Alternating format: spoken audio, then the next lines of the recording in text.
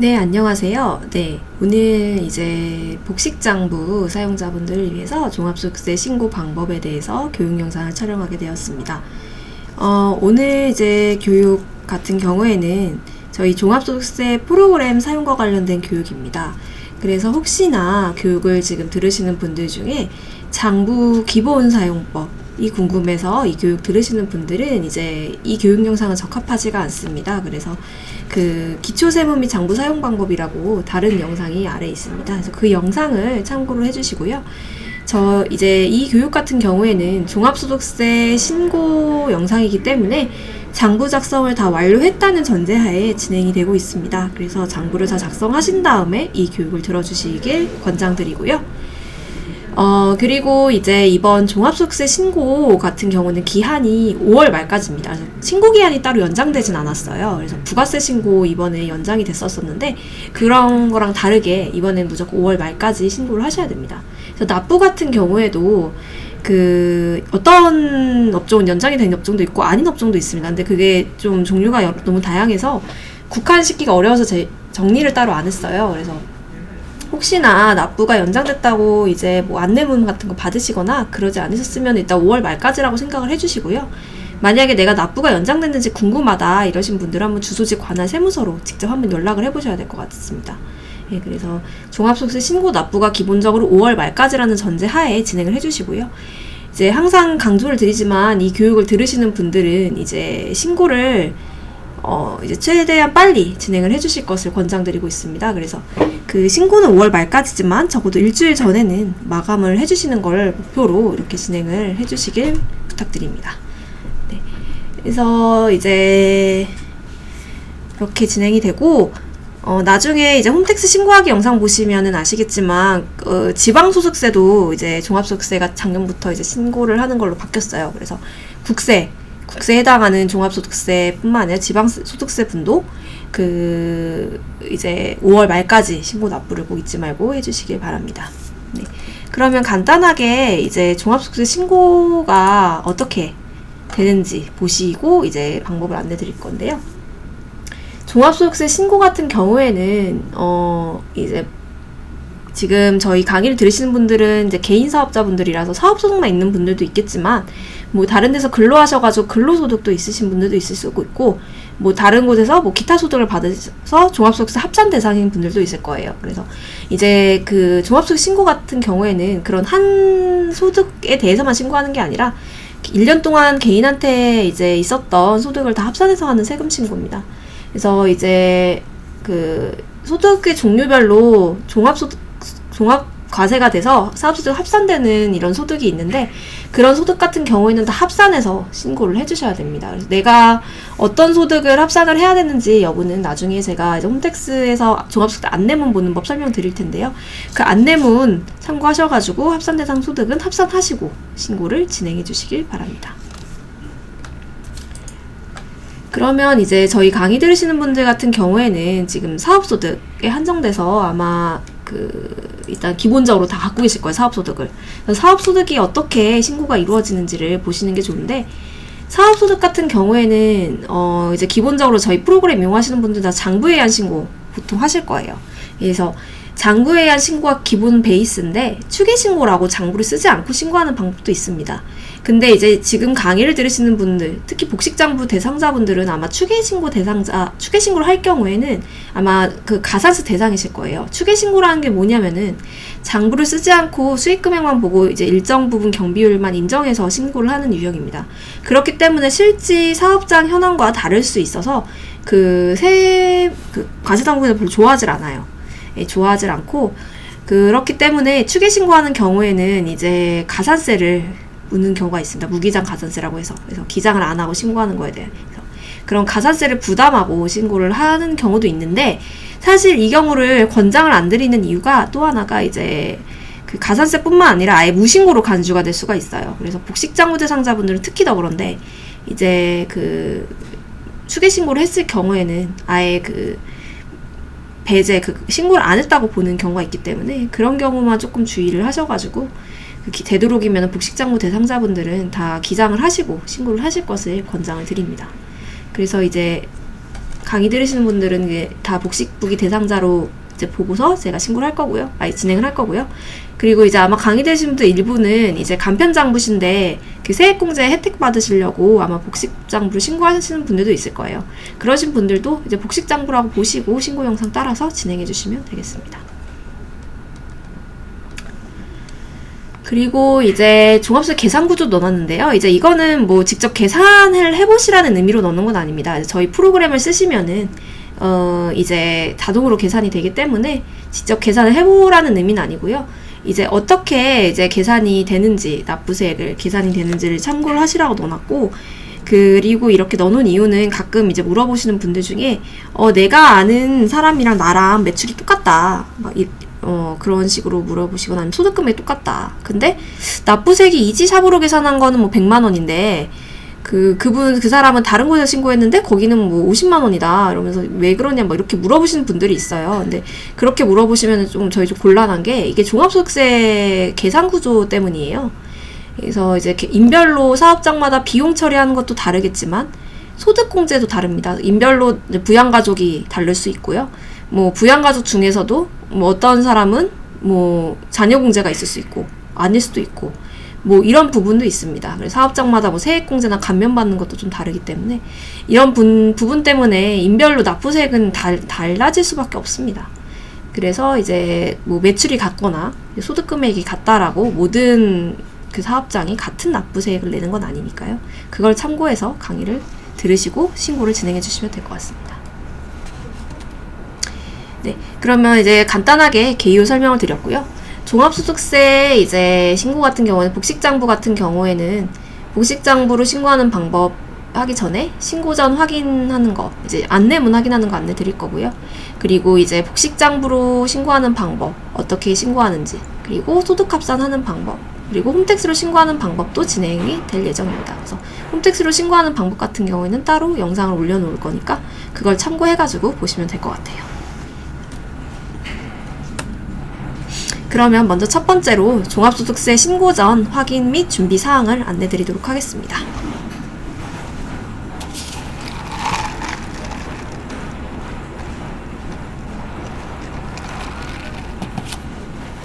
네, 먼저 그러면 이제 종합소득세 신고 정보 확인하기라고 해서 홈택스에 가셔서 안내문을 확인하는 방법을 말씀드릴게요. 그래서 홈택스 사이트에 먼저 접속을 하겠습니다.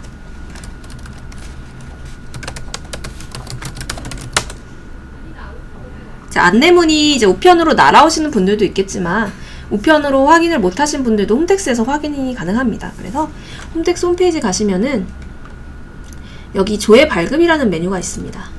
이걸 클릭하시면은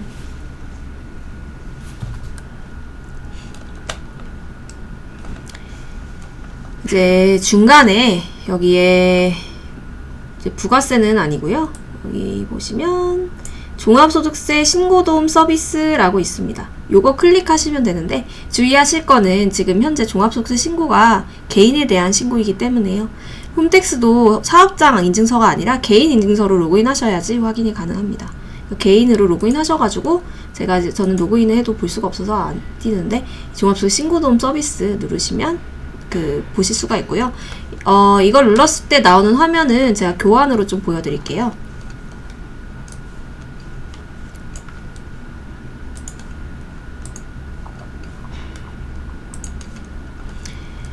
이제 지금 아직 2020년도께 안 나와서 제가 2019년도 작년 거를 캡처해 놨는데요.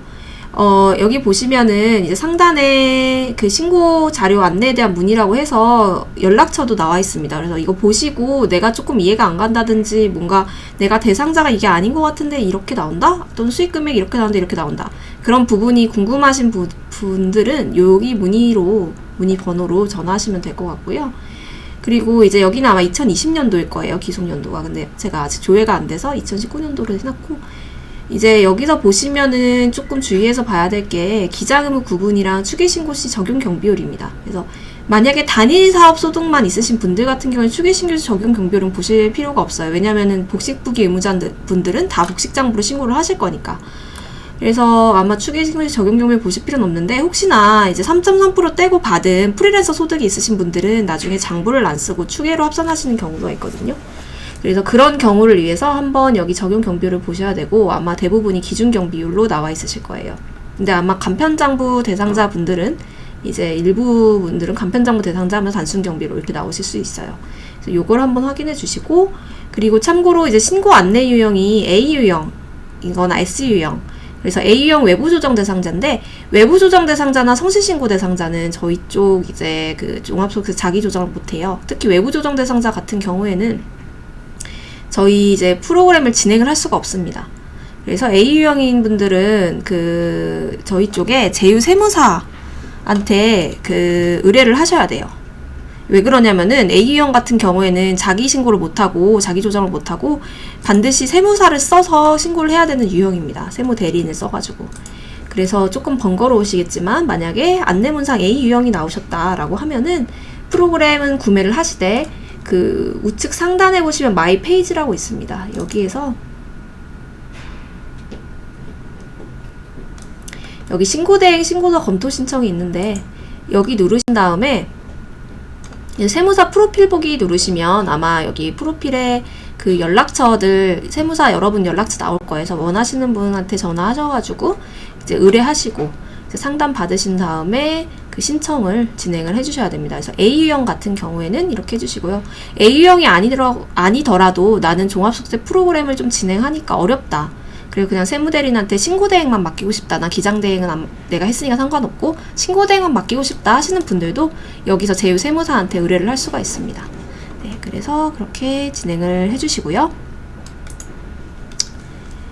그리고 이제 여기 보시면은 아래 수입 현황, 수익금액 현황, 사업장별 수익금액 현황이랑 내가 어떤 소득을 합산해야 되는지가 나와 있습니다. 그래서 이제 사업장별 수익금액 현황 보시면은 그 사업장별로 수익금액이 얼마다 이렇게 나와 있어요. 그리고 뭐 프리랜서 소득 있으면 합산 대상, 뭐 프리랜서 소득, 업종 코드, 수익금액 해서 나와 있습니다. 그래서 이 수익금액을 확인을 해주셔야 되는데, 올해 같은 경우가 조금 주의를 해야 되는 게, 이게 아직 나와보지 않아 정확하게 모르겠는데 코로나 때문에 재난지원금 사업장이 받으신 거 있잖아요. 그게 수익금액에 합산해서 신고를 해야 됩니다. 그래서 혹시나 수익금액 날라온 거에 합산이 안 되어 있어도 일단은 합산을 하고 신고를 하셔야 되기 때문에 이제 따로 예규가 나오진 않았어요. 이게 이거를 제외하고 신고를 한다, 이렇게 나오지 않은 이상은 안전하게는 넣고 신고를 하시는 게 맞거든요. 그래서 한번 뭐 조금 미심쩍다 하시는 분들은 주소지 세무서로 한번 이걸 합산해야 되는지 물어보시고, 만약에 이제 거기서도 정확하게 답변을 못 받으신다면 무조건 넣고 신고를 하셔야 돼요. 그래서 따로 제외한다라는 얘기가 없는 이상은 일단 합산을 하셔야 됩니다. 그리고 이제 뭐 부가세 신고하셨을 때 이번 특히 소규모 개인 사업자 그 부가세 감면 받으신 거, 코로나 때문에 그러신 금액이 다 수익금액에 포함이 돼야 됩니다. 그래서 그런 게 포함된 상태인지를 확인을 해주셔서 그 금액이랑 맞추셔야 됩니다. 그래서 혹시나 이 재난지원금이 여기, 그러니까 사업장에 대한 재난지원금이 안내문상에 포함이 안 돼 있으면은 결국은 안내문이랑도 수익금을 맞추는 게 아니라 안내문이 아니라 안내문 플러스 뭐 재난지원금 한 금액이 장부랑 맞아야 되는 거예요. 그래서 이따가 요거 맞추는 법은 설명을 좀 드리겠습니다. 그래서 올해 같은 경우에는 특별히 좀 수익금액에 주의를 해야 되고요. 그리고 이제 요 타소득 자료 유무 같은 경우에는 대상인 경우에는 동그라미 표시로 나오게 되어 있습니다. 그래서 내가 만약에 근로소득이 있다 이러면 여기 동그라미가 있을 거고, 뭐 이자 배당 2천만 원 넘으시면은 또 동그라미 돼 있을 거예요. 근데 참고로 저희가 이자 배당 합산 대상이시면은 저희 쪽에서 신고를 하실 수가 없습니다. 참고로 알고 계시면 될 것 같고, 이 동그라미 있는 소득은 나중에 합산하는 방법 보시고 진행 같이 해주시면 될 것 같아요. 그리고 아래로 내려가 보면 뭐 여러 가지 도움될 만한 정보가 많은데요. 그 외에도 이제 만약에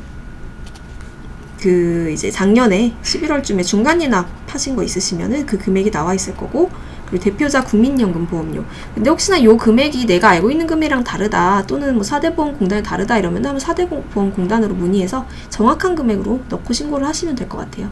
그래서 여기도 참고 자료로 있고, 그리고 많이 물어보시는 게 노란우산 공제, 이거 1년치. 요것도 이따가 이제 어디다가 기재하는지 설명을 드릴 거예요. 그래서 요런 거 놓치지 말고 기재해 주시고, 그리고 아까 전에 추계 신고할 때 무기장 가산세면은 여기 뜬다라고 말씀드렸는데, 여기에 N이라고 뜨면은 가산세 대상이 아닌 거고 Y라고 뜨면은 가산세 대상인 겁니다. 네, 그래서 추계신고 시 무신고 또는 무기장 가산세는 여기에 뜬다. 이 4번에 뜬다. 알고 계시면 될 것 같습니다. 그래서 여기 이 외에도 아래로 쭉 내려가 보시면은 아마 개인별로 뭔가 이제 이전에 신고했던 거, 뭐 경비율, 그런 종류별로 경비율 이런 것들이 다 나와 있어요. 그래서 요거를 참고하셔가지고 이번 신고에도 활용을 하시면은 좋을 것 같습니다. 네. 그러면 홈택스는 이제 안내문 보는 법 보시면 되고,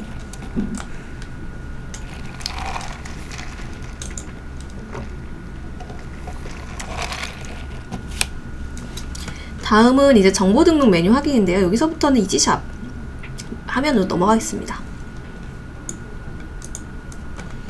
그래서 정보 등록을 이제 간과하기 쉬운데, 정보 등록에서도 놓치지 말아야 되는 부분이 몇 가지가 있습니다.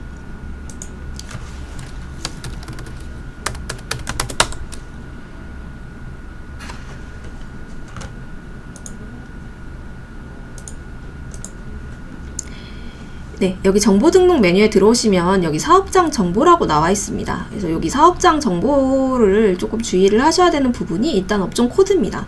이 업종 코드가 안내문이랑 일치하시는지 보셔야 돼요. 아까 안내문에 보시면 수익금액 금액 나오는 부분이 있다라고 말씀드렸잖아요.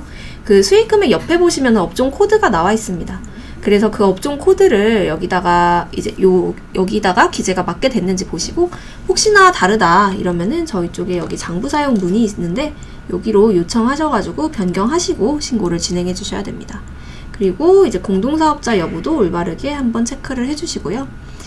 그리고 이제 뭐 여기 간편 복식 요거를 올바르게 체크하셔야 되는데, 아마 이거는 이제 저희 프로그램을 이용하시는 시점에 이미 다 알고 계시는 부분이라서 아마 잘못 선택하시는 분들은 거의 없을 거라 생각이 들어요. 근데 가끔 안내문 보시고 잘못 체크해가지고 문의가 들어오는 분들이 있더라고요. 근데 이제 지금 강의가 복식장부를 쓰시는 분들 대상이라서 말씀을 드리는 건데, 어차피 복식장부로 계속 다 써놓으셨으면은 굳이 바꾸실 필요는 없을 수도 있어요. 왜냐면은 간편장부 대상자가 복식장부로 신고하면 세액공제가 있거든요. 그래서 만약에 내가 그냥 나는 간편장부가 더 쉬워 보여서 바꿀 거다, 뭐 이런 이유로 바꾸셔도 되는데, 굳이 이제 만약에 내가 지금 복식을 다 써놨는데 요거를 바꾸시는 게 좋을까 이런 생각도 들어요. 그래서 이제 이거는 한번 강의를 들어보시고, 저희가 간편도 올라가고 복식도 올라가거든요. 그래서 간편장부 대상자분들은 한번 간편장부 강의도 보시고 복식장부 강의도 보신 다음에 내가 따라서 할 수 있을 정도다라고 하시면은 복식으로 신고하시는 거 나쁘진 않을 수도 있어요. 그래서 요거는 근데 뭐 제가 어떻게 해라 뭐 이렇게 가이드 드릴 수 있는 부분은 아닙니다. 이게 뭐 개인별로 이제 세액공제 적용 폭이 다르고 안 받을 수도 대상이 아닐 수도 있어요. 아닐 수도 있고 뭐 이런 부분이 있기 때문에 딱 제가 뭐 국한해서 하시는 게 좋다 이렇게 제가 강조는 드릴 수는 없고요. 이거는 인별로 한번 판단을 해보셔야 될 것 같아요. 근데 이제 복식부기 대상자분들은 무조건 복식장부로 신고를 하셔야 됩니다. 복식장부 간편장부로 신고하면 무신고 될 수 있어요. 그래서 복식부기 의무자로 놓고, 그리고 한 가지 더 참고로 말씀을 드리는데, 이제 저희가 이게 프로그램이 2020년도 기속분이잖아요. 근데 딱 보니까 2021년도에는 복식으로 바뀔 것 같아, 또는 간편으로 바뀔 것 같아. 그러면은 가끔 5월달에 요청을 해주시는 분들이 있어요. 근데 5월달에는 종합소득세 신고 기간이기 때문에 2020년도 거를 맞춰서 진행을 하고 있어요. 그래서 이제 요거는 유형 바꾸시는 거는 2021년 6월 이후에 변경 요청을 해주시는 게 좋습니다. 그리고 변경 요청은 저희 장부 사용 문의에다가 뭐 반편장부로 변경 요청 드립니다, 뭐 이런 식으로 적어서 올려주시면 돼요. 그래서 정보 등록은 여기까지 확인을 해주시면 될 것 같고요. 사업장 정보는 회원 정보를 한 번 더 보셔야 되는데, 회원 정보는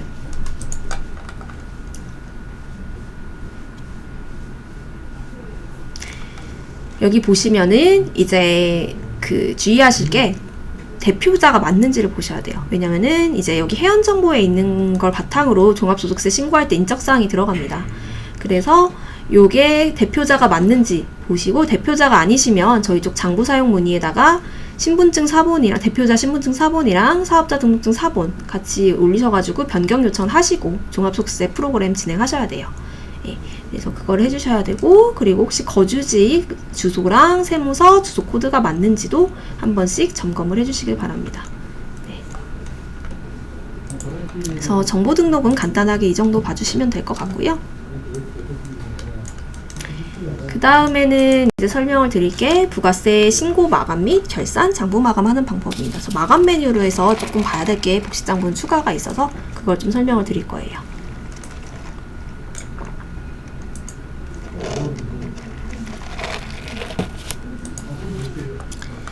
네, 먼저 이제 저희 쪽에서 부가세 신고를 하신 분들은 한 번씩 점검을 해주셔야 되는 게 이 신고서 자동 생성 메뉴입니다. 이 신고서 자동 생성에서 부가가치세 과거를 이렇게 조회를 하실 수가 있잖아요. 이렇게 1기, 2기 이렇게 조회를 했을 때 지금 제 화면처럼 이게 빨간색 버튼이면 안 돼요. 주황색 버튼이면 안 되고 회색 버튼으로 나와 있어야 됩니다. 회색 버튼으로 나와 있어야지 나중에 부가세 신고할 때 그 세액공제 받은 게 자비익으로 정상적으로 들어가거든요. 그래서 그걸 반영하기 위해서 장부 마감을 반드시 회색 버튼으로 되어 있는지 보셔야 되고, 그리고 안 돼 있다 하시면은 뭐 예를 들어 1기만 되어 있다, 2기만 되어 있다 하시면은 일단은 마감을 다 해제해 주세요. 그 다음에 마감을 반드시 1기, 2기 순서로 하셔야 됩니다. 1기에서 마감 눌러주시고, 저는 이제 확인하기 눌러야 되니까 나중에 하면은 이렇게 장부 마감 누르면은 회색 버튼으로 바뀔 거예요. 바뀌고 난 다음에 2기 또 가셔가지고 또 마감을 눌러주셔야 됩니다. 그래서 저희 쪽에서 이제 신고를 완료하신 분들 같은 경우에는 여기서 마감을 눌러주셔야 되고요. 그리고 복식장부 대상자 분들 같은 경우에는 저희 쪽에서 신고를 안 했다라고 하더라도 나중에 그 종합소득 프로그램에서 그 들어가는 부분이 있어요. 그래서 장부를 작성 다 하셨으면은 마감을 해주시고, 그 세액공제 같은 경우에는 전표수기 입력해서 조정하는 게 좋습니다. 예, 그래서 이따가 제가 수익금액 맞추는 법은 설명을 드릴 텐데, 일단은 복식장부 사용자분들은 뭐 저희 쪽에 신고했으면은 다 마감을 해주시고, 저희 쪽에 신고 안 했더라고 하더라도 이제 신고서상의 매출을 다 맞췄다, 내가 과거에 신고한 거랑 다 맞췄다라고 하시면은 마감을 하시고 하시는 게 좋습니다. 예, 그래서 왜 그러냐면은 제가 뭐 간단하게 좀 더 이따 수익금액 할 때 설명을 드릴 건데,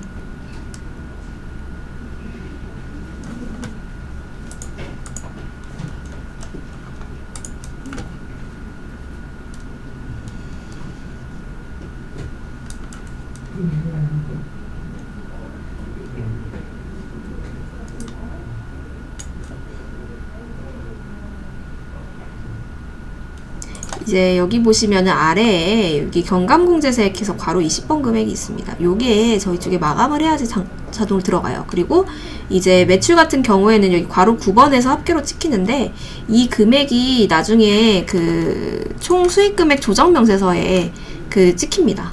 그래서 이제 마감을 해주셔야지 그게 잘 반영이 되기 때문에, 이제 저희 쪽에서 신고하는 복식장부 분들은 일단 기본적으로 마감을 하시고 신고를 하시는 게 좋고요. 이제 요게 합계가 괄호 9번에 그리고 맞는지를 보셔야 돼요. 과거 신고했던 거랑 그게 맞아야지 정상적으로 이게 반영이 되니까요.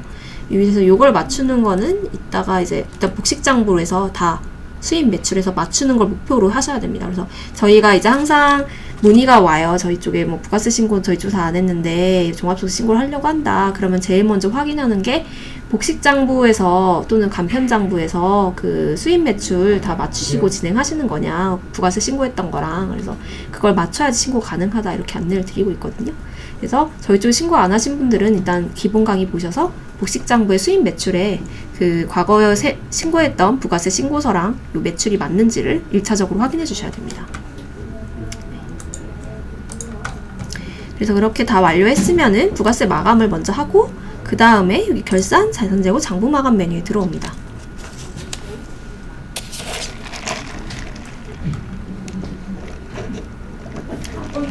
여기에 들어오면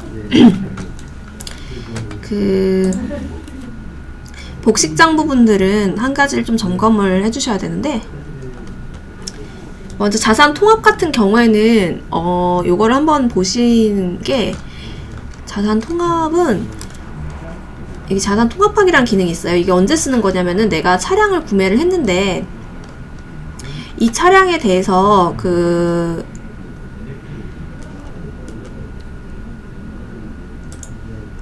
이렇게 지금 보시면은 이 가구가 있는데 가구가 결국 하나의 가구예요. 근데 뭔가 영수증을 각각 받았어요. 그러면은 결국은 자산은 하나이거든요. 그래서 이런 경우는 다 체크를 하시고 자산 통합을 하시는 거예요. 그래서 보통 이제 요거는 가구는 잘 안 쓰는데 차량을 많이 씁니다. 그래서 차량 같은 경우는 차량 구매할 때 구매 비용도 저희 고정자산 입력하지만 취득세 납부한 것도 기재를 같이 하잖아요. 그래서 그런 거는 이제 차량을 이렇게 체크를 해가지고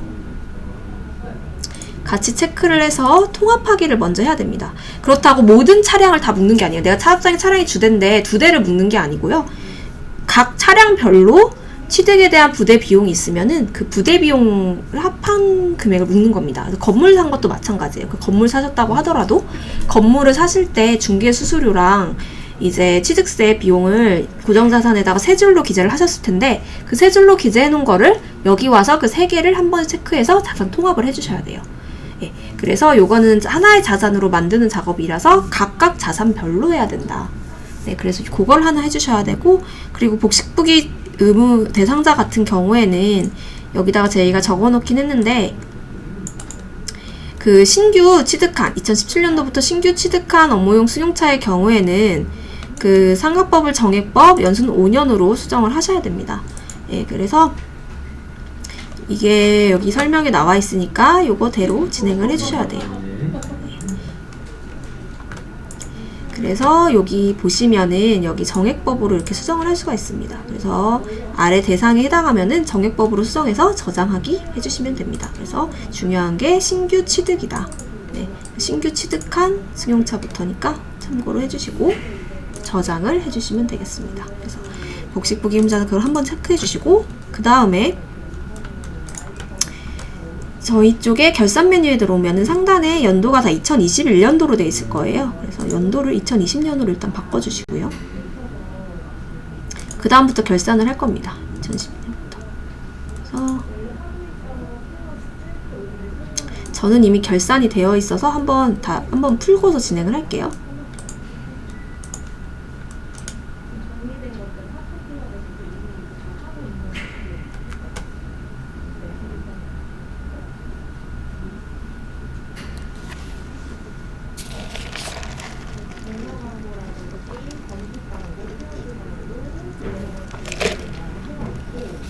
조금 오래 걸리는데요. 내용이 조금 많으면은 오래 걸리거든요. 제가 테스트하려고 이것저것 넣어놔가지고 이렇게 해주시고 그 다음에 이렇게 풀 때는 항상 결산을 이렇게 해제를 할 수도 있거든요. 결산 해제하실 때는 항상 거꾸로 이렇게 해제를 해주셔야 됩니다. 그리고 이제 참고로 이제 결산 메뉴 왔으니까 말씀을 드리는 건데 가끔 결산을 해버리면 이제 추가로 뭔가를 못 하신다고 생각을 하세요. 근데 결산을 하시면 장부 쓰기랑 다 막히는 건 맞는데 결산을 이렇게 푸시고 다시 수정은 하실 수 있거든요. 그래서 내가 신고를 하려는 게 장부를 뭔가 잘못 적었다 이래서 그런 경우는 수정을 하시면 되고 혹시 부가세 신고 쪽이 수정을 해야 되면은 그거는 신고를 다시 부가세 수정 신고를 하셔야 됩니다. 예, 그래서 결산을 하고 나서도 다시 푼 다음에 언제든지 수정은 가능합니다. 그래서 결산을 한다고 아무것도 못하는 건 아니니까요. 네, 걱정 마시고 하셔도 되고. 그래서 이렇게 결산을 누르면은 이렇게 결산하기 주황색 버튼이 나오잖아요. 여기서 그냥 보시고 결산을 진행해 주시면 되는데 주의하실 게 내가 감가상각을 원하지 않는 자산이 있을 수 있어요. 그래서 교정자산 결산이라는 게 뭐냐면은 결국 자산에 대해서 비용 처리하는 거를 감가상각이라고 부르는데 그 감가상각을 올해는 안 할 거다라고 하시면은 체크를 하지 않고 결산을 할 수가 있습니다. 특히 뭐 임대사업자, 부동산 임대하시는 분들 같은 경우에 자산이 있으시면은 그게 감가상각으로 처리하시면 나중에 양도세를 증가시켜서 안 하시고자 하는 분들도 있거든요. 또는 이제 어차피 올해 비용이 많이 나오기 때문에 뭐 내년에 더 받고자 한다 이러시면은 감가상각은 임의상각이라서 그 대상 연수 안에서만 요거를 이제 다른 연도에 원하는 연도에 받을 수가 있어요. 그래서 이렇게 체크를 하지 않고 결산을 하시면은 감가상각을 안 할 수 있으니까요. 참고하셔가지고 결산하기 누르시면 되고요. 2020년도로 맞는지 보신 다음에 가끔 이제 정상적으로 결산이 바로 되시는 분들도 있어요. 저쪽에 쭉 써오시는 분들이나 그런 분들은. 근데 이렇게 일치 안 하는 경우가 있습니다. 안 하시는 경우는 지금 현재 자산 금액이 안 맞는 경우예요. 그래서 저희 쪽에서 요거를 체크하는 걸 하나 만들었거든요. 그래서 이렇게 하면은 이게 차이를 자동으로 조정해주는 기능이 있습니다. 그래서 지금 관리대장이랑 고정산 합계가 안 맞아서 자동으로 차이 조정하기를 해달라는 의미고, 요걸 누르면은 이제 분기가 자동으로 되면서 차이가 조정이 됩니다. 그 다음에 결산하기를 또 누릅니다. 근데 주의하실 게 체크를 아까 전처럼 똑같이 해주셔야 되고요. 그러면은 이렇게 정상적으로 연도만 확인하라고 나오고요.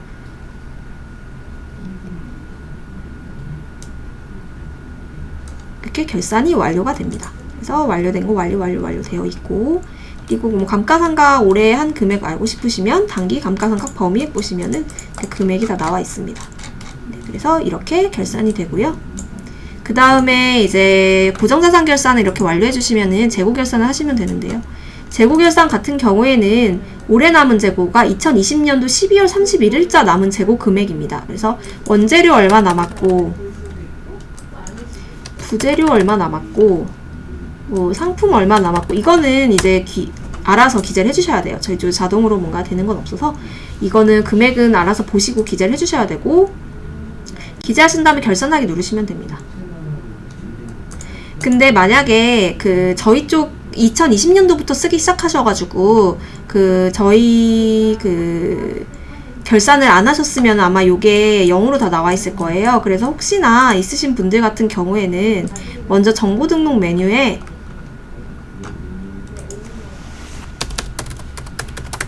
기초 잔액을 먼저 잡고 시작하시면 됩니다. 그래서 2020년도로 놓고, 내가 만약에 뭐 원재료가 있었다 2020년도 기초에, 그러면은 이렇게 원재료 잡고 먼저 이거를 잡고 시작하셔야 돼요. 그래서 이렇게 적으신 다음에 보시면 차액이 아래 이렇게 나와 있을 거예요. 그래서 이 차액은 0으로 만드셔야 돼서 차액을 인출금으로 해서 이렇게 저장을 해주셔야 됩니다. 근데 저는 이제 계속 이걸 써왔던 장부라서 이렇게 나오는데 2020년도부터 쓰시는 분들은 아마 이게 될 거예요. 그래서 이렇게 눌러서 저장을 해주신 다음에 재고 결산을 진행해 주셔야 됩니다. 네, 그래서 원재료뿐만 아니고 뭐 제품, 상품 그런 게 다 기초에 금액이 있었는데 저희 쪽에 아마 0으로 나오시면은 이렇게 기초 잔액에다 추가하셔서 차액 맞추시고 저장을 하신 다음에 재고 결산 진행해 주셔야 됩니다. 그래서 재고 결산까지 완료를 하고, 그 다음에는 장부마감 2월 메뉴입니다. 장부마감 2월 메뉴에 오시면은 2020년도가 맞는지 보시고 결산 전 체크사항의 마감 2월을 눌러요. 마감 2월을 누르면은 먼저 손익 확인하기가 나오는데요. 여기서 이제 수익 금액 확인하는 거는 제가 이따가 이제 설명을 따로 드릴게요. 요건 이따가 제가 한 번에 드릴 거고, 여기서 보실 거는 인건비입니다. 그래서 인건비가 보통 이제 여기가 정규직양 일용직 직원에 대해서만 나와요. 그래서 가끔 사업소득자만 있으신 분들이 저는 사업소득자 인건비 준 거 있는데 여기 왜 0이라고 나와요? 이렇게 물어보시거든요. 근데 그건 아니고요. 사업소득자 기타 소득자는 판매비와 관리비 안에 지급수수료로 들어가 있습니다. 그래서 거기에 있기 때문에 여긴 0이라고 나온 게 맞습니다. 그래서 이게 잘못된 게 아니다 이렇게 알고 계시면 되고,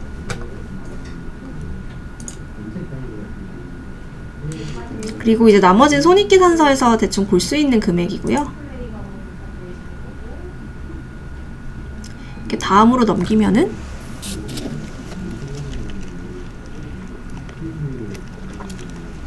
이런 것들이 나와요. 그래서 요거를 좀 설명을 드리려고 하는데, 이번에 저희가 새로 반영이 된 게 먼저 이 보통예금 잔액을 맞추는 기능이 추가가 됐어요.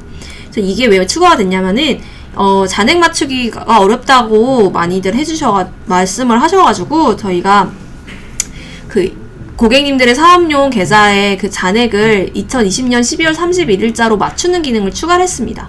그래서 이거는 근데 맞추는 게 사실 정확하게 딱 맞추는 게 아니에요. 그러니까 뭐 예를 들어가지고 뭐 이제 고객님들이 복식장부 입금 출금에다가 막 기재를 해놨는데 지금 결국 마이너스가 나온 거잖아요. 근데 실제로 뭐 통장은 1,000만원 플러스 1,000만원일 수 있어요. 그래서 이런 경우에 그냥 한 번에 맞추려면 수정하기 눌러가지고 맞추는 방법도 있습니다. 뭐 이렇게 1,000만원이고 뭐 0 이렇게 반대로 했구나. 1,000만원이고 0 이렇게 해서 한 번에 1,000만원으로 맞출 수는 있어요.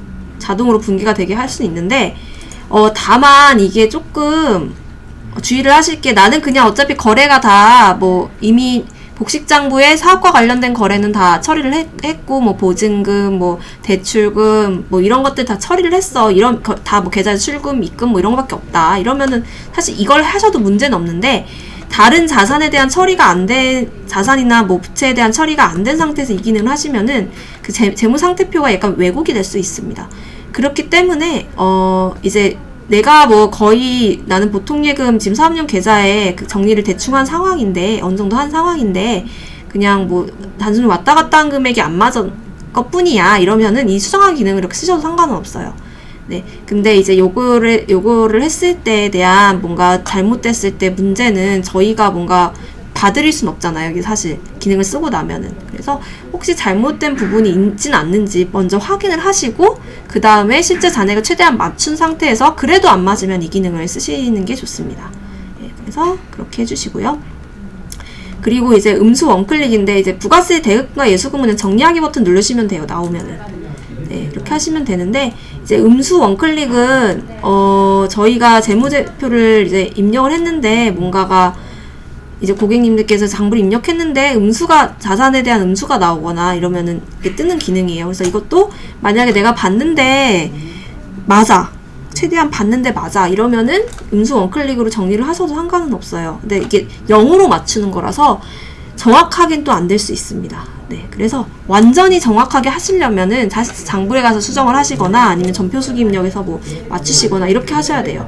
근데 이제 그거를 못 하시기 때문에 이게 저희가 이제 음수 원클릭이라는 거 만들어 놨어요. 그래서 최대한 맞추시고 안 됐을 때 음수 원클릭 정리하기나 보통예금 보통예금 잔액을 입력하는 기능을 사용을 하시면 됩니다. 네, 그래서 이렇게 하신 상태에서 마감 이요를 해주시고요. 그래서 이제 저희 쪽에서 이렇게 기능은 물론 편하게 하도록 만들어 놨는데 최대한 맞추라고 말씀드리잖아요. 그러면은 이렇게 반문하신 게 어떻게 맞춰요? 이렇게 물어보시잖아요. 그래서 교환에다가 정리를 해놨어요. 보통 마이너스가 많이 나오는 거에 대해서. 그래서 먼저 보통예금 마이너스 많이 나오시거든요. 그래서 보통예금을 보셨을 때 사업 무관 관련 경비거래를 빼뜨리지 않았는지 보셔야 되고, 외상값 출금 입금 맞추셨는지, 네, 이거를 잘 보셔야 되고, 결국은 이제 또 하나가 2020년도부터 장부를 계속 쓰거나 아니면 간편해서 복식으로 넘어왔는데 2020년도 초 잔액을 안 맞춘 상태에서 이걸 하시면은 당연히 보통예금이 안 맞을 수 있거든요. 그래서 그러신 경우는 2020년도 1월 1일자에 복식장부 입금 출금해서 그 금액을 맞추고 신고를 하셔야 돼요.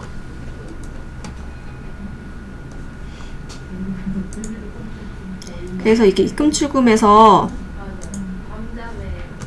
계좌를 선택하면은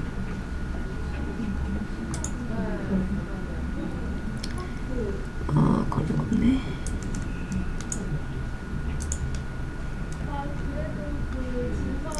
이게 잔액이 나오거든요. 그래서 지금 가장 먼저 거래가 2020년 2월 25일이잖아요. 근데 잔액이 78만원이 나왔는데 나는 요게 78만원이 아니라 원래는 뭐 100만원이야. 그러면은 결국은 여기다가 뭐 한 21만 4천원 정도? 네, 3천원 정도 추가를 해야 되잖아요. 그러면은 이제 여기다가 1월 1일자로 넣고 신고를 1월 1일자 넣는 거예요. 그러면 이 금액이 뭐 21만 3천 뭐 이 정도 된다고 제가 대충 할게요. 이렇게 하시고 현금을 계좌로 입금 이렇게 하시고 저장하시는 거예요. 그러면은 잔액이 100만원으로 맞아요. 이런 상태에서 진행을 하셔야 돼요. 예, 그래서 1월 1일자에 잔액을 맞추고 신고를 하셔야지. 왜냐면은 그냥 잔액 보통예금인 잔액이 1월일자에 없는 상태에서 계속 출금만 일어나면 당연히 마이너스가 되거든요, 보통예금이. 그래서 요거를 많이 빠뜨리고 하세요. 그래서 요거를 추가를 하셔야 됩니다. 그래서 요거를 하시고, 그리고 외상값 출금 입금 이런 것들 맞게 했는지 보시고, 그래서 요런 것까지 최대한 했는데도 안 맞으면은 그 기능 쓰셔도 돼요. 사실 요 사업무관 거래까지 정리를 요거를 하는 것도 좋긴 한데, 요거 계좌로 입금 출금되는 요거는 사실 그 보통예금으로 했을 때도 이렇게 처리가 되긴 하거든요. 그래서 케이스 2, 3을 조금 신경 쓰셔가지고 보신 상태에서 안 됐을 때 아까 전에 그 기능을 이용을 해주시는 게 좋습니다. 그것도 하시고, 그리고 단기차 입금 뭐 이런 거 안 빠뜨렸는지, 그리고 뭐 임차 보증금 요런 것들, 그래서 그런 것들 주의를 해주시고요. 그리고 이제 미수금도 많이 물어보세요. 그래서 미수금에서 가장 많이 놓치시는 거는, 그 미수금이라는 게 왜 발생하냐면은 카드 값을 카드 매출이 일어난 다음에 카드 수수료 비용으로 잡아놓은 상태에서 입금 출금의 카드 값으로 처리를 안 하시는 경우가 있어요. 카드 값 수수료를 제외한 금액을 카드 값으로 들어온 거, 카드 매출 금액 들어왔으면은 카드 값 입금으로 처리를 해야 되거든요. 예를 들어가지고 내가 100만원 매출을 했는데 수수료를 제외하고 90만원이 입금이 됐다. 그러면은 100만원은 수입 매출에 기재를 하셔야 되고, 그리고 10만원은 수수료니까 비용 메뉴에 기재하셔야 되고, 그리고 나머지 90만원은 카드값 입금으로 해서 입금 출금에 기재를 해야 됩니다. 근데 요걸 안 하시는 경우는 미수금이 또 안 맞을 수 있어요. 예, 그래서 요 부분 기본 강의 보시면 아마 나와 있을 거예요. 참고해가지고 해주시고요.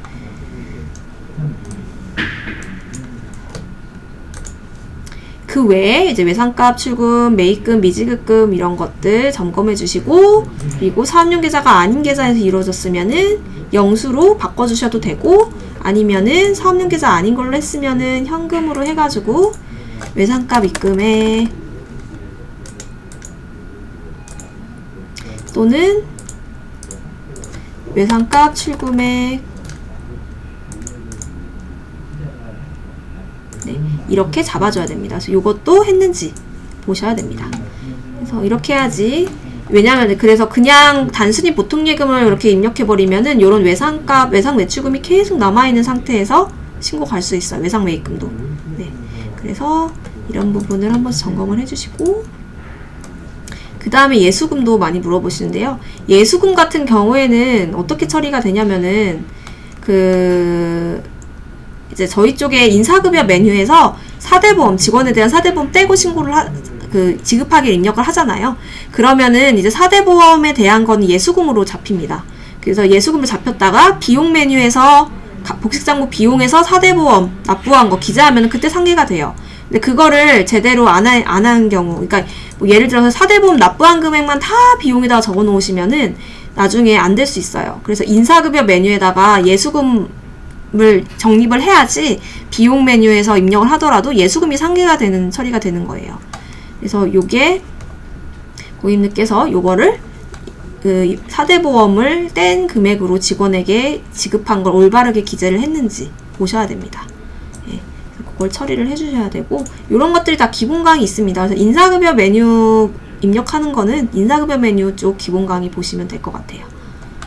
그리고 부가세 대응가의 부가세 예수금 상계 처리 같은 경우에는 이제 아까 전에 보여드렸죠. 그냥 부가세 대급금과 예수금 정리하기 버튼만 눌러주시면 됩니다. 그래서 요것만 눌러서 상계 처리를 진행을 해주시면 되겠습니다.